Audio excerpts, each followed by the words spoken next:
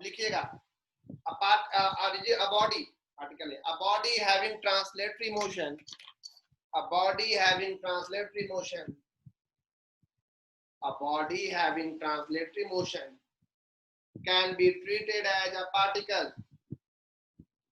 A body having translatory motion can be treated as a particle. A body having translatory motion can be treated as a particle. Dash देके particle kinematics. A body having translatory motion can be treated as a particle. dash देके particle kinematics. ठीक है, ये दो नाम ऐसे ही आपको है, ये आगे पढ़ना है इसके बारे में डिटेल में। इस चैप्टर में सारा फोकस ट्रांसलेटरी के ऊपर। अब हम लोग जो शुरुआत करने जा रहे हैं जिस टॉपिक का, उस टॉपिक को जानते हैं, तो आप कोशिश करते हैं। ये सारी बातें आप 9th क्लास में देख चुके हैं, कुछ भी नया नहीं बता रहे हैं, मानते हैं ये बात, लेकिन उसी में आपको नया नया बढ़ेगा, धीरे धीरे वही आपको ऊपर जाएगा। ठीक है, मे भी आप 9th में कुछ भी नहीं जाने हो, 9th ऐसे भी निकल गया, तो हम बेस से ही उठाएंगे, आपको भी एनसीईआरटी या किसी बुक में ऐसे ही पढ़ना होगा। ठीक है, टॉपिक की शुरुआत, rest and motion. Rest and motion, फिलहाल कोई बॉडी रेस्ट में है और कौन बॉडी मोशन में है, ये कौन डिसाइड करता है? आप, हम, कैसे? किसी को हो सकता है कार में आप अपने दोस्त के साथ बैठे हैं और आपके बगल के सीट में जो दोस्त बैठा है वो आपके लिए वो रेस्ट में है, लेकिन उसी कार से बाहर कोई दोस्त आप लोग को बाय कर रहा है, तो वो लड़का आप दोनों को देखेगा तो बोलेगा कि आप लोग मोशन में हो। यानी उसी कार में बैठे हुए एक दो दोस्त जो है, आप एक दूसरे को रेस्ट में कर रहे हैं, लेकिन बाहर ही आदमी उसको मोशन में कर रहा है। डिपेंड करता है देख कौन रहा है। जैसे यहाँ पे रख ये पेन, अभी मेरे हाथ में, ये रेस्ट में है, आप इसको रेस्ट में ही कहोगे, लेकिन कोई एस्ट्रोनॉट अगर ऊपर से देखेगा तो पूरा अर्थी उसको घूमता हुआ दिख रहा है, तो ऑब्वियस सी बात है रोटेशनल मोशन में ये भी नजर आएगा, तो उसके लिए रेस्ट में है नहीं। कोई पेड़ हमें रुका हुआ दिख रहा है, लेकिन कोई बस से जाते रहता है तो उसको लगता है कि पेड़ पीछे भाग रहा है, तो पेड़ को मोशन में बता देगा। डिपेंड करता है कि आखिर क्या चीज रेस्ट में है या क्या चीज मोशन में। ये धोखा है, दुनिया कोई भी चीज एक्चुअली रेस्ट में नहीं है, मोशन में नहीं है, ये तो बिल्कुल धोखा है। तो किसको कहेंगे रेस्ट, किसको कहेंगे मोशन? रेस्ट और मोशन के बारे में एक लाइन कहा जाता है कि एक कंबाइंड प्रॉपर्टी है दो लोगों के बीच का, ऑब्जेक्ट एंड ऑब्जर्वर। जो देखा जा रहा है और जो देख रहा है वही बोल सकता है, तीसरा कुछ चौधरी बनने का जरूरत वहां पे नहीं है कि भाई कौन रेस्ट में कौन मोशन में, वो दो ही लोग बात करेंगे, एक ऑब्जेक्ट दूसरा ऑब्जर्वर, उसी के हिसाब से बात होगी। फिर भी अगर हमें साइंस पढ़ना है तो हमें ये डिफाइन करना पड़ेगा। तो कोई भी बॉडी अगर रेस्ट में है या मोशन में, इसको डिफाइन करने के लिए सबसे पहले हमें डिफाइन करना पड़ता है रेफरेंस फ्रेम। सबसे पहले हमें क्या डिफाइन करना पड़ता है? Reference frame. असल में रेफरेंस फ्रेम है क्या? जो कि आपका सिलेबस में लिखा ओमिट कर दिया, कुछ नहीं, एक लाइन का डेफिनेशन, इसको ओमिट करके लगता है कि 30% सिलेबस हटा और टॉपिक से कुछ हटाया, लेकिन बिना इसको पढ़ाया है कुछ समझ में ही नहीं आएगा, पूरा चैप्टर ही गोल हो जाएगा फिर। इसलिए प्लीज साइंस है, एक भी चीज नहीं छोड़ेंगे। हाँ, एग्जाम आएगा आपका, उस समय आप कोशिश करिएगा जो टॉपिक हम बोलेंगे, हाँ इसको छोड़ो इसको छोड़ो, वो हम बता देंगे। 11th में तो और लोड नहीं है, टीचर जो बोलता है वही क्वेश्चन आता है, हम लोग को पता था कि हाँ ये क्वेश्चन। आप भी 2-3 साल रुकिए 11th में, अपने आप गेस कीजिएगा कौन इंपॉर्टेंट है कौन नहीं। रुकना नहीं है, मतलब जितनी बार आप जो चैप्टर जो क्लास देखोगे उतना आपको पता चलेगा। खैर, रेफरेंस फ्रेम या इसी को कहते हैं frame of reference. Frame of reference असल में 3 एक्सिस से मिलकर बना होता है, एक्स एक्सिस, वाई एक्सिस और जेड एक्सिस। हम नाम इसका देते हैं एक्स वाई जेड। ये तीनों एक्सिस म्यूचुअली परपेंडिकुलर होता है और आप में से कोई भी इसका डायरेक्शन किधर भी ले सकते हो, यानी मन किया तो इसको एक्स लिखो, इसको जेड लिखो, इसको वाई, मन हुआ इसको जेड, इसको वाई, इसको एक्स। अब इन जनरल आप 9th क्लास में रखते हैं एक्स वाई जेड, ऐसे तो कुछ जरूरी नहीं है। फिर से बता दें, रेफरेंस फ्रेम में एक्स वाई जेड लेने की छूट है, आजादी है, आप जिस डायरेक्शन को चाहे एक्स लो, वाई लो, जेड लो, बस तीनों एक्सिस म्यूचुअली परपेंडिकुलर होना चाहिए। ठीक है, तो ये जो 3 एक्सिस जो म्यूचुअली परपेंडिकुलर है, यही तीनों एक्सिस मिलकर बनाते हैं कौन सा frame? Reference frame. Reference frame का फायदा क्या है? जैसे मान लो आपको तो कुछ स्क्रीन पे दिख नहीं रहा है, मान लो मुझे ये पॉइंट बताना है, चाहे मेरे रूम में एक फैन लगा हुआ है, वहां हमको बताना वो फैन कितनी दूरी पे है। या छोड़ो, आप सब रांची में है तो रांची का कोई एक चौक ले लो, अल्बर्ट का चौक हो गया मान लो, या आप अपने जगह कोई भी चौक, तो हम पूछेंगे अल्बर्ट का चौक की दूरी कितनी है या उसका पोजीशन क्या है, कोई बताए। तो भाई पोजीशन बताने के लिए अगर हम यहाँ से बताएंगे तो हो सकता है हम कुछ और बता दें कि भाई तुम ऐसे चले जाओ सीधे 2 किलोमीटर, फिर दाएं मुड़ जाना 5 किलोमीटर, हम ऐसे बता देंगे। हो सकता है आपके आप उसी के बगल में रहते हो तो आप बोलेगा 2 मीटर पे तो है या आधा किलोमीटर पे तो है। कहने का मतलब हर किसी के हिसाब से वही एक चीज का पोजीशन अलग अलग हो जाएगा। तो रेफरेंस फ्रेम क्यों बनाया जाता है? रेफरेंस फ्रेम इसलिए बनाया जाता है ताकि आप बीच में हमको मैसेज कर सके और हम देख सके कि भाई आखिर रेफरेंस फ्रेम में चल क्या रहा है। ओके भैया, बस इतना ही लिखने के लिए आपको चेक करवा दिए क्या उसका नाम दी। हाँ, कोई बात नहीं। तो रेफरेंस फ्रेम का फायदा क्या है? किसी भी ऑब्जेक्ट, जैसे मान लो हम फिक्स कर दिए एक्सिस है, तो अगर ये पंखा बताना है अपने घर के कोने को, हम अपने ऑफिस के कोने को हम बोल दिए कि ये एक्स एक्सिस, ये वाई, ये जेड, तो हम उस कॉर्नर को ओरिजिन मान लेंगे, यहाँ पे 0 0 और यहाँ पे पंखा है हवा पे, यहाँ तो हम बोलेंगे एक्स में चले जाओ 5 मीटर, वाई में चले जाओ 4 मीटर, तो आपको पंखा मिल जाएगा। और अगर पंखा यहाँ है तो हम बोलेंगे एक्स में 5, वाई में 4, जेड में 7 मीटर आ जाओ। तो कोऑर्डिनेट कहते हैं, जब भी कोऑर्डिनेट कहीं लिखा हुआ रहता है तो ये वाला हमेशा एक्स, ये वाई और ये जेड माना जाता है, पहला वाला एक्स वाई, इसमें सीक्वेंस में एक्स वाई जेड ऐसे ही माना जाता है, लिखा नहीं है तो ठीक है। तो आखिर ये कोऑर्डिनेट क्या बताता है? तो किसी भी रेफरेंस फ्रेम में किसी भी पार्टिकल का पोजीशन बताने के लिए हम कोऑर्डिनेट लिखते हैं, और एक बार कोऑर्डिनेट लिख दिए तो उस रेफरेंस फ्रेम में उस पार्टिकल का पोजीशन आप फिक्स बता दीजिएगा। तो अगर किसी को वो रेफरेंस फ्रेम पता है वो एग्जैक्ट पार्टिकल तक पहुंच सकता है। तो किसी भी पार्टिकल के पोजीशन को बताने के लिए हम कौन सा फ्रेम यूज करते हैं? Reference frame. जहां तक आपको समझ में आया हम लिखवाएंगे अभी डेफिनेशन, उसमें इसका फायदा बताएंगे। अब मान लो हम एक रेफरेंस फ्रेम फिक्स कर दिए, जैसे कि अल्बर्ट एक्का चौक जो है उसमें अल्बर्ट एक्का की मूर्ति है, वहां पे हम बोल दिए कि भाई मेरे यहाँ से, मेरे इस कॉर्नर से इस कॉर्नर को, उसका कोऑर्डिनेट है 2 किलोमीटर, 3 किलोमीटर, 5 किलोमीटर, हाइट भी ले लिए उसका, एक्स वाई और जेड हाइट। अब मान लो इसी फ्रेम से आधा घंटा बाद हमसे कोई पूछेगा कि बताइए तो कोऑर्डिनेट क्या हुआ, तो आधा घंटा बाद भी कोऑर्डिनेट वही रहेगा ना, मूर्ति लेके बंदूक लेके अल्बर्ट एक्का जी चलने ना देंगे। आप एक घर का पंखा, आप एक कोने से अगर उसका जो डिस्टेंस फिक्स है, 2 घंटे बाद भी कोऑर्डिनेट पूछेगा तो वही होगा, 5 घंटे बाद भी कोऑर्डिनेट पूछेगा वही होगा। मतलब अगर किसी भी रेफरेंस फ्रेम में किसी भी पॉइंट का या किसी भी ऑब्जेक्ट का कोऑर्डिनेट समय के साथ ना बदले तो वो पार्टिकल क्या चीज में कहलाएगा? रेस्ट में। तो रेस्ट का डेफिनेशन जानने के लिए रेफरेंस फ्रेम जानना जरूरी है। और रेस्ट का डेफिनेशन क्या हो गया कि अगर किसी भी पार्टिकल का कोऑर्डिनेट समय के साथ, टाइम के साथ ना बदले तो वो कहलाएगा कौन सा फ्रेम? वो क्या कहलाएगा? पार्टिकल, सॉरी, क्या चीज में? रेस्ट में। और अगर समय के साथ एक भी कोऑर्डिनेट बदल गया, कोई भी एक कोऑर्डिनेट, तो पार्टिकल रेस्ट में नहीं, क्या कहलाएगा? मोशन में। और मोशन भी उस रेफरेंस फ्रेम में, उस रेफरेंस फ्रेम के हिसाब से मोशन में। जैसे अर्थ पे है, अर्थ को रेफरेंस फ्रेम माने तो अर्थ के हिसाब से क्या हुआ, मोशन में आ गया या रेस्ट में। याद रखिएगा, अगर मान लीजिए इस बोर्ड पे हम एक चीटी पकड़ के लाके यहाँ रख दे, चीटी, तो चीटी मान लो एक कोऑर्डिनेट बना हुआ, अब चीटी यहाँ रखे तो चीटी ऐसे भाग रहा है सीधे, यानी वो एक्स में अभी यहाँ था, अब यहाँ एक्स कोऑर्डिनेट बदलेगा। अगर अभी कोऑर्डिनेट इसका 2, 3 और 4 है तो कुछ देर बाद 4, 3 और 4 हो जाएगा, फिर 7, 3 और 4 हो जाएगा। तो वो 3, 4, 3, 4, 3, 4 कॉमन है, लेकिन एक्स की ओर बढ़ते जा रहा है तो एक्स कोऑर्डिनेट बदल रहा है। देख रहे हैं आप, एक ही कोऑर्डिनेट बदल रहा, बाकी दो नहीं। या चीटी हो सकता है ऐसे भागने लगे, वाई बदले, उसका वाई खाली बदलता तो 2, 4 बीच वाला 5 हो जाता, 2, 4 बीच वाला 7 हो जाता। यानी समय के साथ या तो एक्स में जा रहा है या तो वाई में जा रहा है, कोई एक लाइन में जा रहा है, स्ट्रेट जा रहा है, स्ट्रेट एक लाइन में जा रहा है।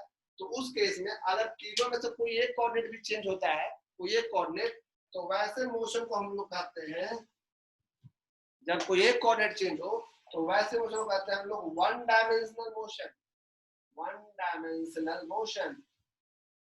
और उसका दूसरा 1D, या इसको आप कहते हैं motion in a straight line, motion in straight line. और ऐसे मोशन को डिस्क्राइब करने के लिए तब तीनों कोऑर्डिनेट लिखने की जरूरत नहीं है, सिर्फ एक कोऑर्डिनेट जो चेंज हो रहा है उसी को लिख के काम चलता है। तो हम तीनों कोऑर्डिनेट की बात नहीं करते, न्यूमेरिकल में सिर्फ एक ही मीटर मीटर में बात होगा कि हाँ भाई एक्सी में जा रहा है तो वाई जेड क्यों लिखे, यानी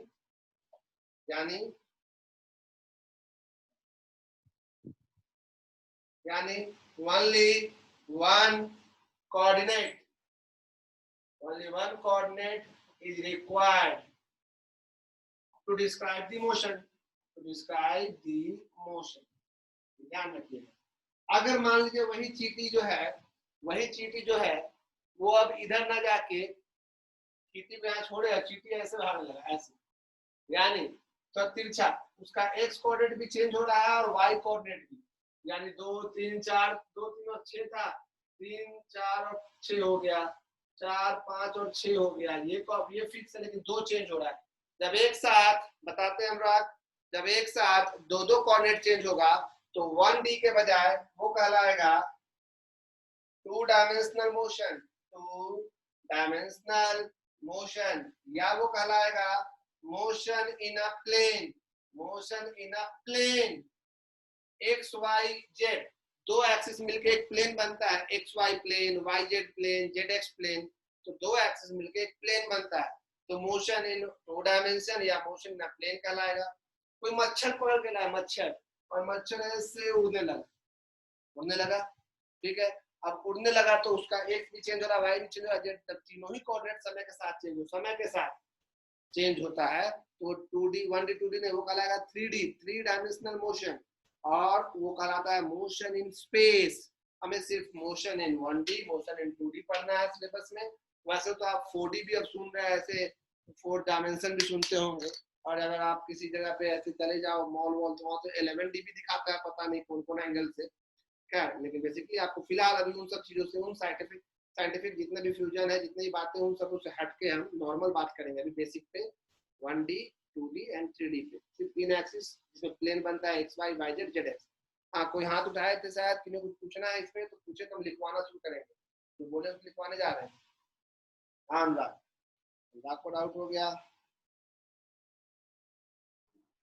हाँ सर अनुराग, मोशन स्ट्रेट लाइन, सर हम लोग जो बोलते हैं मोशन स्ट्रेट लाइन और हम लोग जो बोल रहे हैं मोशन प्लेन, सर दोनों तो लगभग सेम हुआ ना। अगर कोई जैसे ट्रेन चल रहा है अगर स्ट्रेट में, और अगर वो एक्स वाई के रिस्पेक्ट में परपेंडिकुलर 45 डिग्री पे जा रहा है, तो वो भी तो मोशन इन स्ट्रेट लाइन हुआ ना।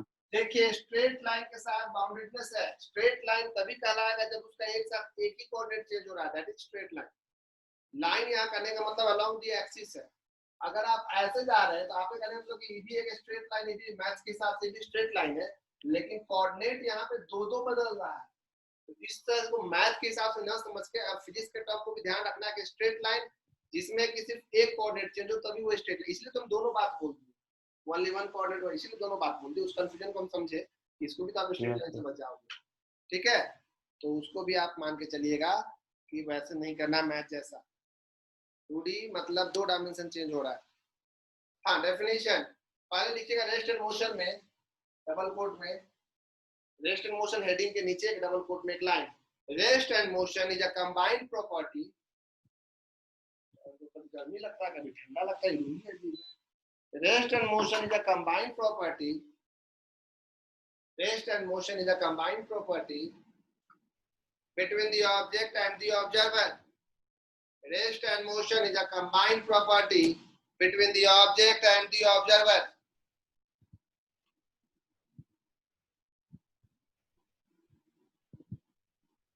Rest and motion is a combined property between the object and the observer. To define rest and motion, we have to first define a reference frame. Yeah, we have to first define a reference frame. To define rest and motion, we have to first define a reference frame. अब लिखिएगा hashtag के sign के साथ, पहला point या star mark के sign के साथ, रेफरेंस फ्रेम लिखिए। रेफरेंस फ्रेम में लिखिएगा, it consist of 3 mutually perpendicular axis. Reference frame में it consist of CONSISTS, it consists of 3 mutually perpendicular axes. Full stop, उसी लाइन में। By describing the coordinate of a particle, by describing the coordinates of a particle, by describing the coordinates of a particle, one can locate, by describing the coordinates of a particle, one can locate the position of that particle in the given reference frame. By describing the coordinates of a particle, one can locate one can locate the position of that particle in the given reference frame. One can locate the position of that particle in the given reference frame. ठीक है, अब star mark करके point wise लिखते चलिएगा. Star mark number 1.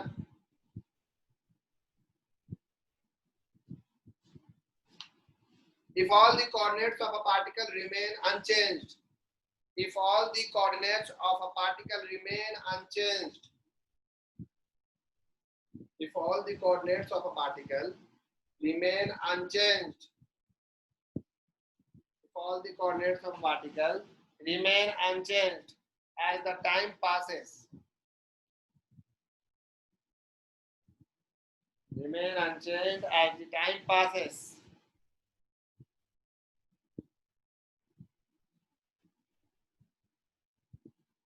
remain unchanged as the time passes, the particle is said to be at rest. The particle is said to be at rest. The particle is said to be at rest in that reference frame. The particle is said to be at rest in that reference frame. The particle is said to be at rest in that reference frame. क्या next term आकर के ओ okay, आपको definition क्या लिखा है? Definition ये लिखवा है क्या? If all the coordinates of a particle remain unchanged as the time passes. हम लिखवा है या नहीं लिखवा है तो हाथ उठाइए. As the time passes word आया है कि डेफिनेशन में आया है? ठीक है, ठीक, थैंक यू. हमको लगा कि छूट गया, हमको लगा कि छूट गया. भाई हमको कॉल कर दिए, पड़ेगा भैया. 1 मिनट, मेरे मित्र का फोन कट गया तो क्या उठाए.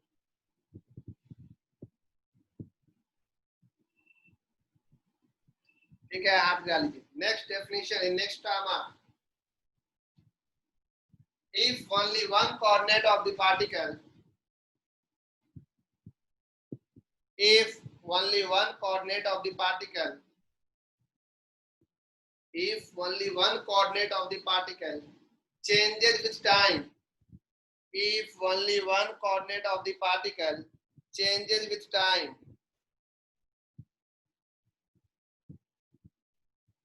if only one coordinate of the particle changes with time, if only one coordinate of the particle changes with time, the motion of the particle is said to be, the motion of the particle, the motion of the particle is said to be, the motion of the particle is said to be, is said to be, the motion of the particle is said to be. Number 1, ये नाम तीनों दे दीजिएगा. पहला one dimensional motion, दूसरा एक minute हमको एक phone को तो ऑफ करने दीजिए. आएगा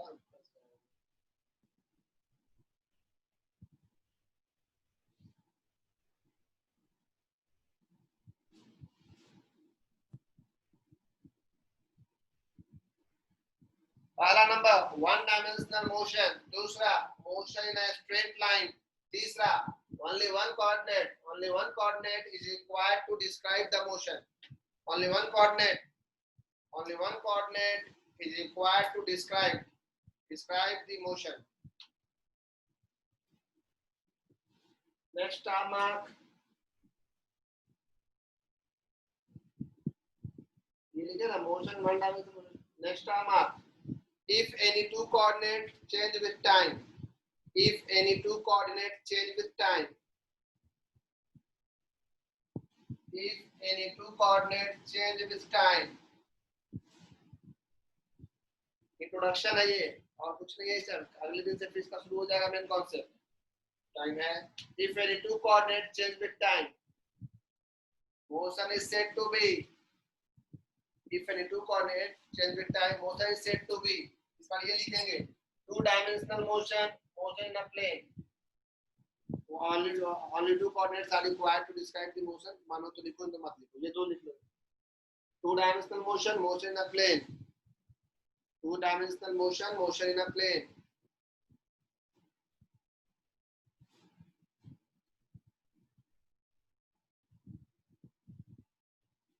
नेक्स्ट जो कि लास्ट है, अगर तीनों कोऑर्डिनेट चेंज हो जाएगा तो वो कहलाएगा थ्री डायमेंशनल मोशन और मोशन इन स्पेस. ऊपर से सही स्टार मार्क कर लिख लो थ्री डायमेंशनल मोशन, या उस पर लिख लो motion in space. Three dimensional motion या कहलाएगा मोशन इन स्पेस. ठीक है, तो डायरेक्शन मोशन से चैप्टर की शुरुआत करते हैं, आगे बढ़ते हैं, मिटा रहे हैं इसको.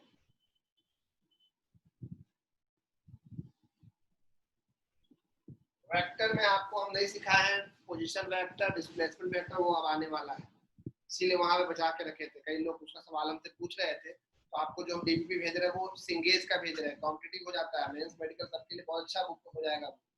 सिंगेज एचसीएल में सब अच्छी किताब है. तो उसमें क्या करता है वो लोग सब तरह का सवाल देता है जो हम नहीं भी पढ़ाए हैं. तो आपके ज्यादातर सवाल का हम जवाब देते हो कि भैया आने वाला है, आने वाला है. लिटरली वो सब चीजें आने वाली आगे जो पढ़ाएंगे. ये मत सोचिए कि अभी कब गया कहाँ गया.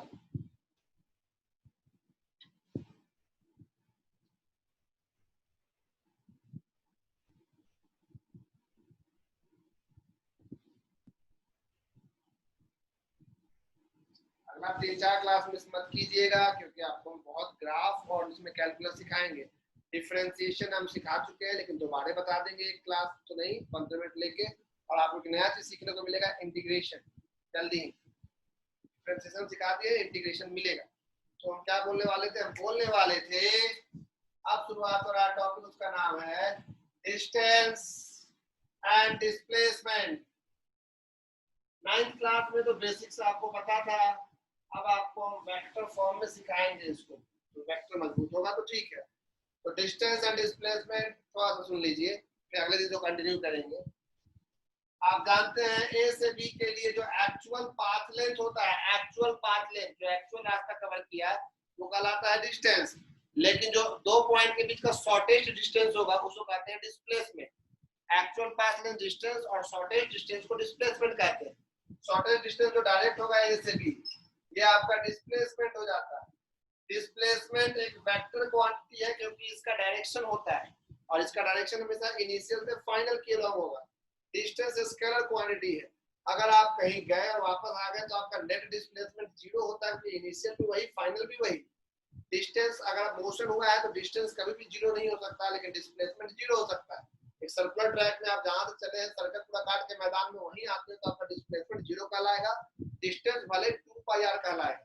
अगर एक आप मैदान में यहाँ से चलते हो और यहाँ पहुंचते हो तो भले आपका डिस्टेंस कहलाएगा 2πr का r, लेकिन डिस्प्लेसमेंट आपका कहलाएगा r2r. ये नॉर्मल सी बात है. तो डिस्प्लेसमेंट को अब हम लोग वेक्टर फॉर्म में सीखेंगे, लेकिन फिलहाल थोड़ा एक दो बात 9th क्लास का लिख लो. एक्चुअल पाथ लेंथ, हेडिंग है distance and displacement. Actual path length, actual path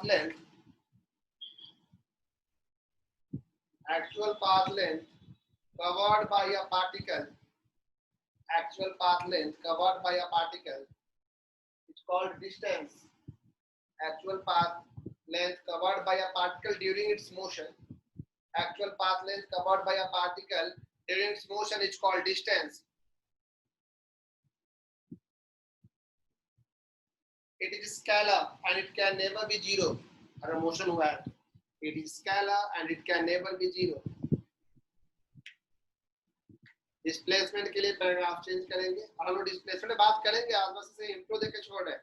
displacement, the shortest path between 2 points, the shortest path between 2 points is called displacement. The shortest path PATH between 2 points is called displacement. It is vector. It is vector and its direction is from initial to final position. It its vector and its direction is from initial to final position या towards initial to final position. तो अब हम लोग देखने जा रहे हैं displacement in vector form यानी डिस्प्लेसमेंट वेक्टर. डिस्प्लेसमेंट वेक्टर को जानने से पहले हमें सीखना होगा पोजीशन वेक्टर. तो अगला क्लास जो वेक्टर नहीं भी पढ़े वो भी सुन के समझने की कोशिश कीजिए, समझ में आ जाएगा. ये चैप्टर आपको अपने आप मजबूत हो जाएगा. अब आपको मीटिंग आईडी जो हम भेजेंगे वो 4:15 में आपका क्लास है, पता है ना. अभी 12th वालों का क्लास लेना है हमको, उनका क्लास लेंगे, फिर 4:15 से आपको क्लास देंगे 5 बजे तक, फिर 5 बजे से फिर 12th वालों का सेकंड बैच को देना है. इसीलिए फिलहाल के लिए आज हम नहीं शुरू कर रहे हैं. आज आप इंट्रो तक ही रखिए. अगला क्लास मिस मत कीजिएगा. डिस्टेंस, डिस्प्लेसमेंट, स्पीड, 3 चीजों को खत्म करेंगे विद ग्राफ. अगर आप में है वो पैशन कि आप सीख सको. तो आज इतना ही रखते हैं. किसी भी तरह का डाउट, कोई समस्या, कोई समाधान, कोई न्यूमेरिकल आप हमको भेजिए, हम आपको जल्दी जल्दी बना के भेज देते हैं. समय मिलता है तो हम बहुत आलसी इंसान है, कभी नहीं भेज पाते, लेकिन हम भेज देंगे आपको. परमानेंटली कोप करते रहिएगा. तो ठीक है, आज के लिए इतना ही रखते हैं. आप सबको पाए रहेगा. आप भी पाए करते हैं, हाथ उठा के, मतलब नहीं उठाना है. मीटिंग को एंड कर रहे हैं.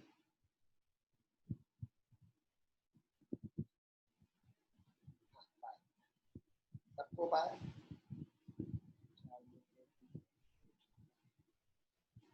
कुछ पूछना है तो आप, 2 लोगों ने हाथ उठाया, ये पूछने वाला हाथ है या पाए वाला हमको पता नहीं, लेकिन इसको पाए वाला कंसीडर कर रहे हैं. अक्षिता पूछना चाह रही है कुछ, या पाए वाला हाथ है पता नहीं, शायद पूछना चाह रही है अक्षिता. तो आपको पूछने के लिए मौका देते हैं. हाँ अक्षिता बोलो. नहीं सर, बाय वाला हाथ है. पाए वाला हाथ था. Bye Akshita. Bye sir. 4:15 class है तुम लोग का, मिस नहीं करना है.